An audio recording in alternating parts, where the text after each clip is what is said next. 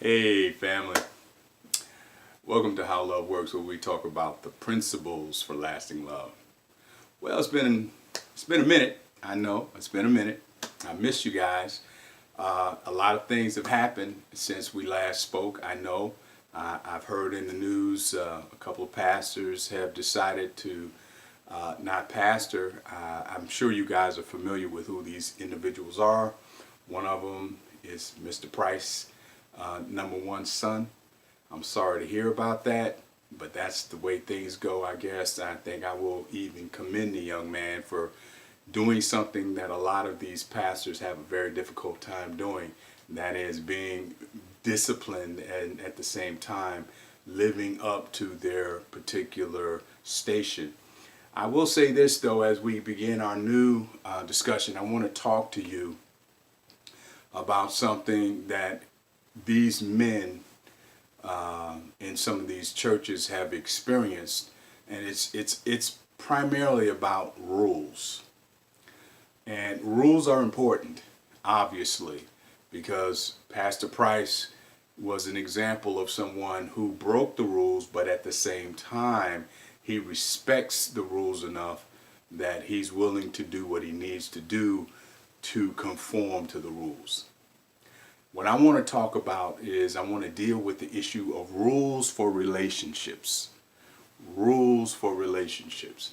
Now, I understand that a lot of people have issues with rules. I especially understand it in this day and age because we live in a time where everyone's entitled, and we think that rules are outdated, they don't matter. That's kind of a misnomer, but at the same time it's kind of sick because people live by standards and values even though they may not be conscious of it. Most people have internal monologue, internal rules that they live their lives by, good or bad. They do. Now, what we're going to talk about is a couple of rules, or a few rules, I will say, that you really need to abide by. I think you need to be at least conscious of these rules, because I think one of the biggest reasons why many men and women have such a difficult time with establishing good relationships is because they are not aware that rules exist, and rules even for relationships are necessary in order to be able to establish a firm foundation and to produce the structure that all relationships require. Okay, with that being said, let me give you the first rule. The first rule is that rules and boundaries are mandatory. The biggest reason for that, now, here's where I know we're going to part ways. I know we're going to part ways on this, and that's okay with me. There are some of us who do not have this particular point of view, and I get it. I have what I call a Judeo-Christian perspective on life, or worldview. I've always been upfront and clear about that. I've never been other than that. I've always been transparent about that. And I recognize there are people who have a humanistic perspective or worldview, and which is a scientific worldview. And that's your worldview, fine. Understand, whatever your worldview, there are consequences for belief systems. Just my belief system suggests that the reason we need boundaries, the reason we need rules, is because we all come into this world with a fallen nature. I think that's clear enough. Meaning that from a Christian perspective, we are all coming into this world not as good people, and in our environments, as science suggests, or our nurture, as science suggests, corrupts us in some way, shape, or form. No, we come into this world, I hate to say it, we come into this world, what would be the best way of saying it without being somewhat offensive, but I don't know if there's any way to say it, but depraved. In other words, corrupted.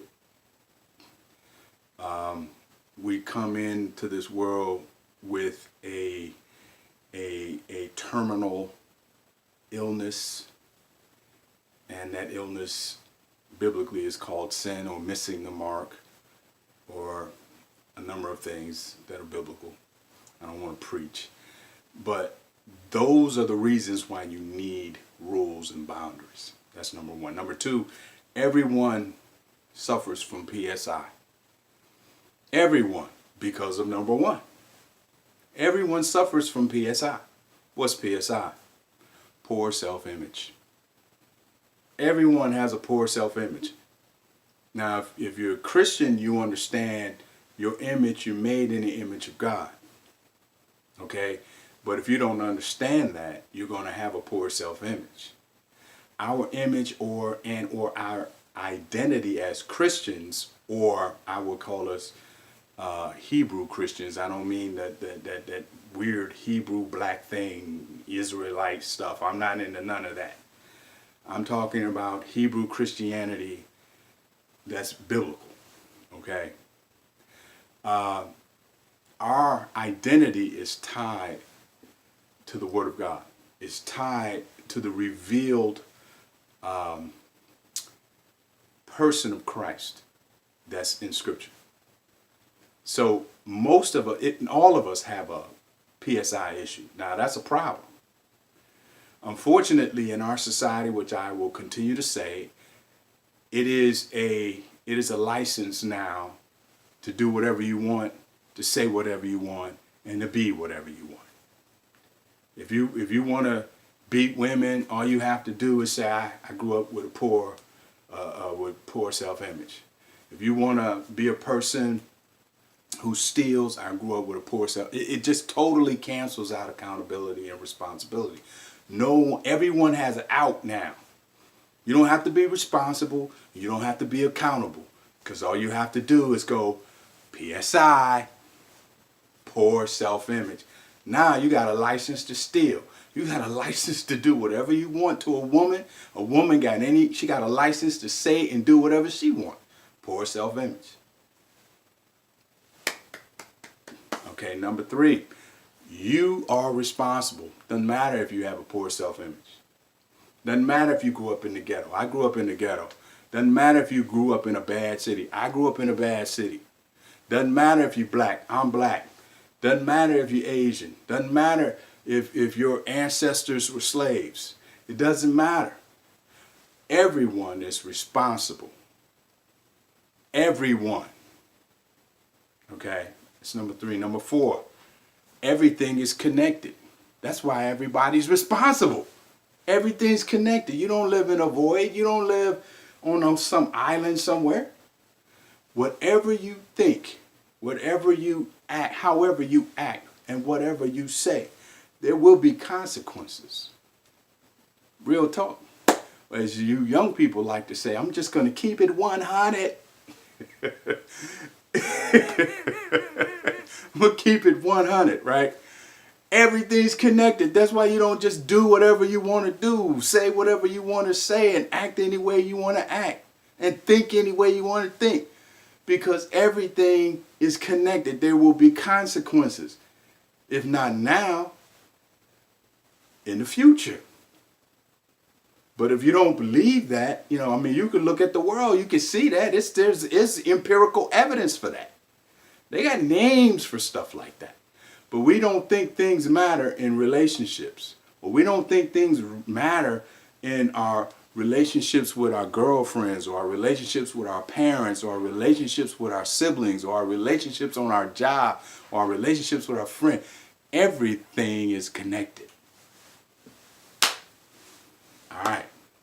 Rules of relationships. That's what we're talking about. Nothing in life is perfect. So I gotta be perfect. Everything's gotta be fitty. Everything's gotta be equal. Nothing in life is perfect. You're not. I'm not. The president's not. The president that just left isn't.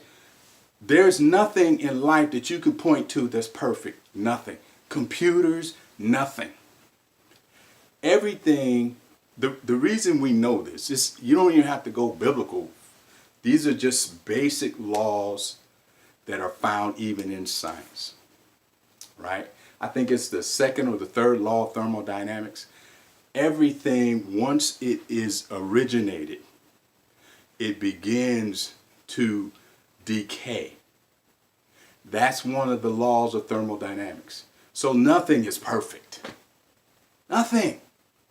So stop trying to make everything perfect. Stop trying to seek perfection. You're never going to make it, not in this life. I'm not saying don't go for or do your best. I'm not suggesting that. This is the problem with the people who listen, and those are some of the limitations when people listen, is they listen based on a filtering system that was developed as they were growing up. And some people have this, glass half empty and glass half full type of thing. And so everything they hear is based upon that filter. So I'm saying that nothing in life is perfect. So stop killing yourself trying to be. You're not going to find it. It doesn't exist. Okay? So in your personal relationships, the man is not going to be perfect. You can make all the lists you want. He's not going to be there. He's not going to be perfect. Even if he met everything on the list, he's not going to do everything or be everything on the list perfectly. Because you're not perfect. All right. All right. Love is not a feeling.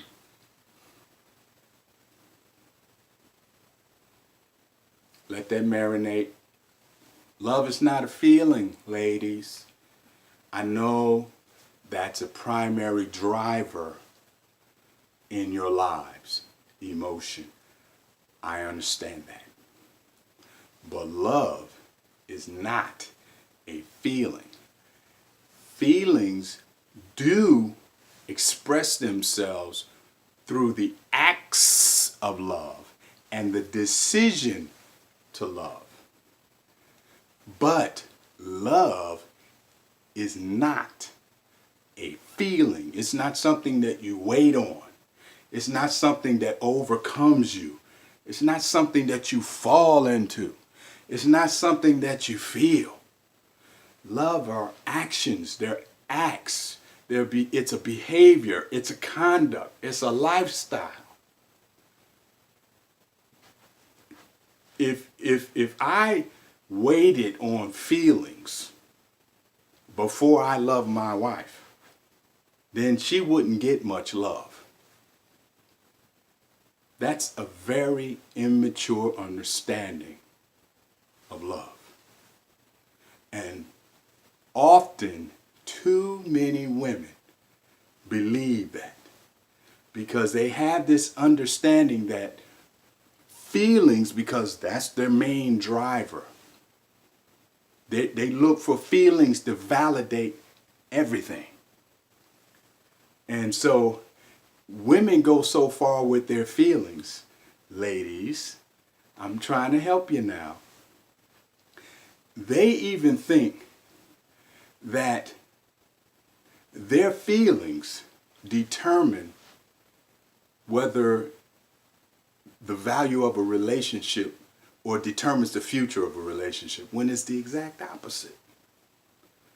It is the future, the understanding of where the future of the relationship is headed determines the feelings. A woman will be able to feel more if she understands where this relationship is going. And if she feels secure in the direction of the relationship, she can feel more. But what immature women and ignorant women, that don't get all hung up on the word ignorant. Don't start throwing no rocks at a brother. I'm not trying to hurt you. Women who don't know what they don't know about relationships and love, they throw the feelings out first. They expand on ignorance. They don't even know where the relationship is going. but they're just expanding their ability to feel without any security. How's it been working for you, ladies? Doesn't work, does it? But you don't know what you don't know, right? Okay. You always have a choice. You can say anything you want. Oh, he did this and he did that. Well, she did this or she did that. So I did this and I did that. Good, bad, indifference, it doesn't matter. You always have a choice, good or bad. That's why everyone's responsible, because you always have a choice. I think that's clear enough, right? Everything in life has a purpose, ladies, gentlemen. Everything in life has a purpose.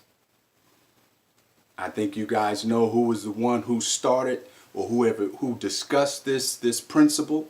Mr. Dr. Miles Monroe, who is now deceased.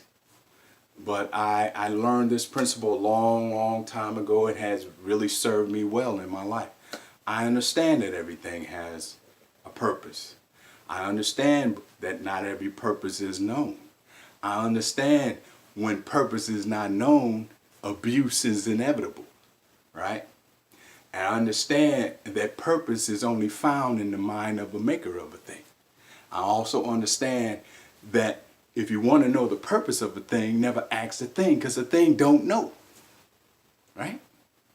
Now, if you don't understand the purpose of a woman, you're going to abuse her. If you don't understand the purpose of a man, you're going to abuse him.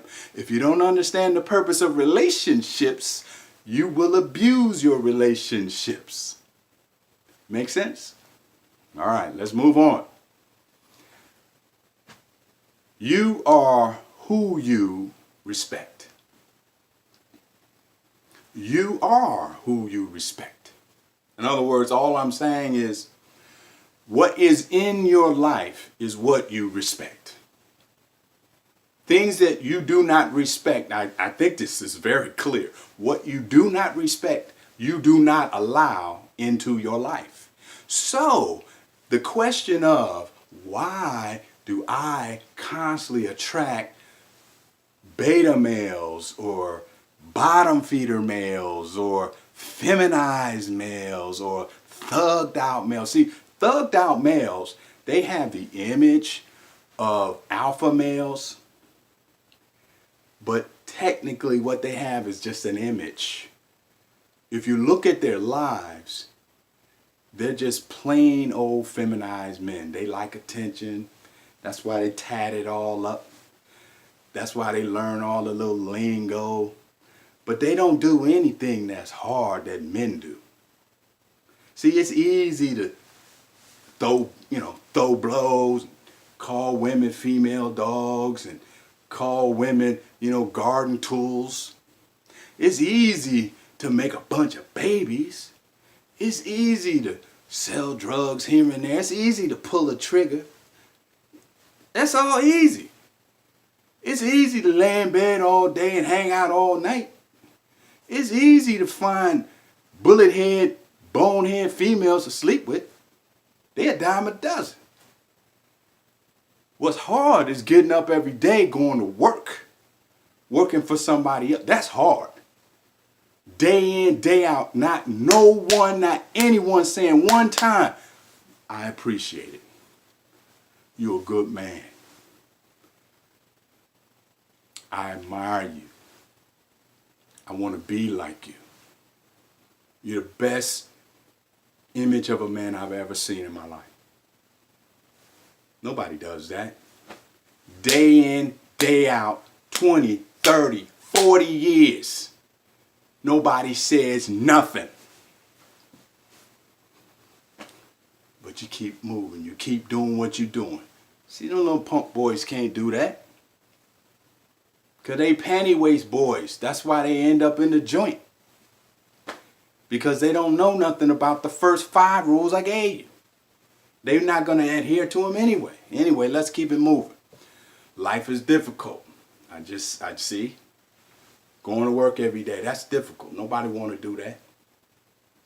See, in your relationships, that's how it translates. How does this stuff translate into your relationship? Well, if you understand that life is difficult, then you know your relationships ain't going to be just, a walk in the park. You're going to have some times of difficulty. I mean, you have to be really immature not to think that you're never going to have an argument. You're never going to have a disagreement. You're never going to see things a different way. Or your wife or your girlfriend make decisions without you. There's going to be some difficult times. Life is difficult. So don't expect everything to be a bed of roses. That's just immature. It's not realistic. But we got that mentality, like, in a regress state. We whatever we were at 16, we still there at 35. All right? You reap what you sow. There's consequences. I said that early on. Ladies, if you started a lifestyle where every dude you got in a relationship with, if he made you feel a certain way, boom, you was, as y'all used to say back in the 80s and the 90s, knocking boots, or you were doing the little bedroom jungle, I guess you say calisthenics. Hey, if that was your thing, and obviously that's the thing now, because I'm looking at the stats on AIDS and STDs, and I'm looking at all of these abortions. Obviously, everybody sleeps with each other first to qualify the quality of the relationship. Then they try to determine whether or not, well, I don't even think, they don't really go there. It never even goes there. No one even thinks about, what I really want in a relationship. We just going to make a determination based upon the quality of the sex, whether or not this relationship is even worth pursuing. Stupid. Just straight stupid. Okay? That's probably why you got 50-60% of relationships don't work. You don't know who you're talking to. You haven't qualified the individual. Anybody can have sex with you. Dumb. Anyway, last one. You're not entitled to anything. Where's it written? These are rules. They work in relationships. You're not entitled to anything. Ladies, you're not entitled to anything. What does that mean in a relationship? Well, in a relationship, that means then you may have all of these different things that you want in a relationship. But when you don't necessarily see all of the things, don't get yourself all worked up. Understand that you're dealing with an individual. Understand that you're dealing with a free moral agent just like you are. Understand that you're dealing with someone that is absolutely, categorically, totally opposite from you in every way, shape, or form. Biologically, physically, and emotionally. Totally different. So, those are the rules for relationships. Those are basic, they're scientific, that's what it sounds like. I know a lot of stuff you hear online, what I'm saying is like way off the deep end. But that's real life. That's what it's all about. That's what you got to look for. Those are the mindsets that you have to go into your relationships with. If you understand those basic understandings of rules, and there's several more, but these are the ones I live by. They work. That's my time. I thank you for yours. I catch you on the other side. God bless you.